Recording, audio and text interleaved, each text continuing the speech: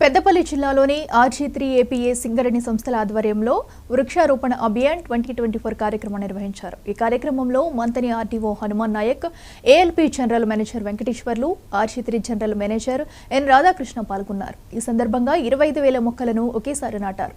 అంతకుముందు కేంద్ర బొగ్గు గనుల శాఖ మంత్రి కిషన్ రెడ్డి వీడియో కాన్ఫరెన్స్ ద్వారా ఈ కార్యక్రమాన్ని ప్రారంభించారు.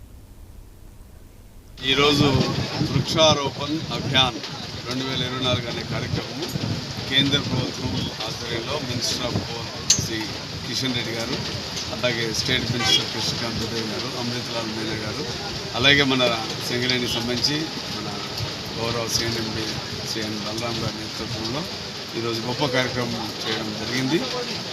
ప్రకృతి ఎప్పుడు కూడా మరి సింగరేణి కాలనీస్ కంపెనీ మరి కాపాడడానికి ముందుంటుందని చెప్పడానికి ఇటువంటి కార్యక్రమాలు ఎన్నో ఎప్పటి నుంచో చేస్తూ వస్తున్నాము. మా గౌరవ CNMD గారు అయితే దీంట్లో మన భారతదేశంలో ఉన్న అందరి CEOల్లోకెల్లా చాలా ముందు మరి ఉంటూ ప్రతి కార్యక్రమాన్ని కూడా విజయవంతం చేయడానికి ఆయన పూర్తి సహాయ సహకారాలు అందిస్తూ ఉంటారు.